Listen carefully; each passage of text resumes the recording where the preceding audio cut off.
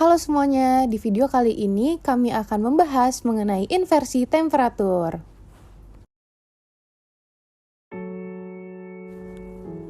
Fenomena meteorologis yang terjadi di suatu wilayah berperan penting sebagai parameter dalam mengidentifikasi kualitas udara di wilayah tersebut.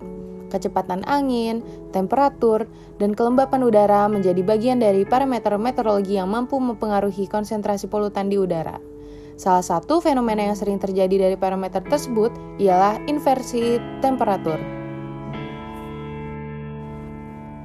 Inversi temperatur sering terjadi karena adanya peningkatan temperatur di troposfer dengan udara panas berada di atas udara dingin. Peristiwa ini ditandai dengan kekuatan, ketebalan, ketinggian di atas atau di dasar, serta temperatur di atas atau di dasar. Kekuatan inversi menyatakan perbedaan antara temperatur di bagian atas inversi dengan dasarnya. Sedangkan ketebalan inversi menyatakan perbedaan antara dasar inversi dengan ketinggian dasarnya. Sementara itu, tinggi dasar inversi menyatakan tinggi dari tanah ke dasar inversi. Parameter ini juga dikenal dengan istilah kedalaman pencampuran yang juga menyatakan ketinggian estimasi polutan yang dipancarkan dari campuran permukaan. Sebab faktanya, polutan sering dicampur ke dalam lapisan inversi tersebut.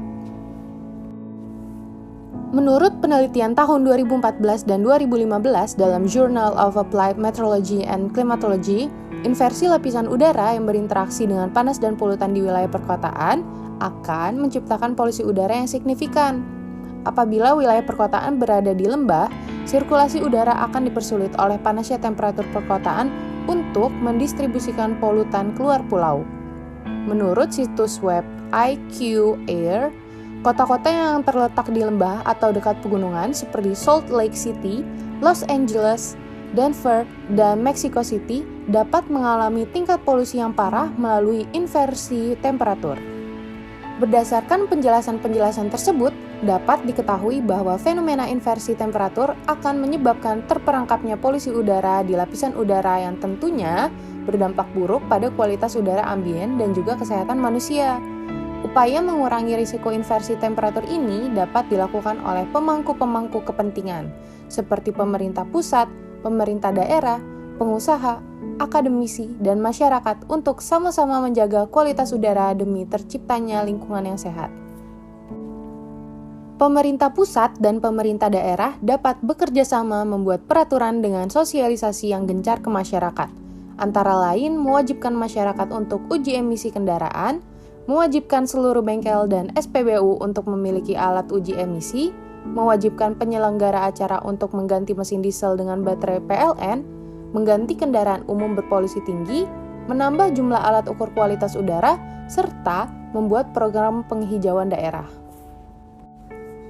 Selanjutnya, pengusaha, terutama dalam bidang industri pabrik, dapat melakukan uji emisi asap pabrik terlebih dahulu serta memeriksa risiko yang akan ditimbulkan mesin produksi beserta produknya terhadap lingkungan. Pengusaha juga perlu memahami mekanisme pengolahan limbah pabrik yang baik agar tidak menimbulkan pencemaran lingkungan. Akademisi sebagai generasi yang mampu membuat perubahan besar terhadap dunia serta menjadi contoh untuk masyarakat umum juga dapat berkontribusi dalam menjaga kualitas udara. Selain menumbuhkan rasa kesadaran dalam diri sendiri, akademisi dapat mengedukasi, mengadakan kampanye, mensosialisasikan program yang dibuat oleh pemerintah, serta mengajak masyarakat umum untuk berpartisipasi dalam program tersebut. Seorang akademisi juga dapat mengeluarkan ide dan inovasinya untuk menciptakan program pelestarian kualitas udara.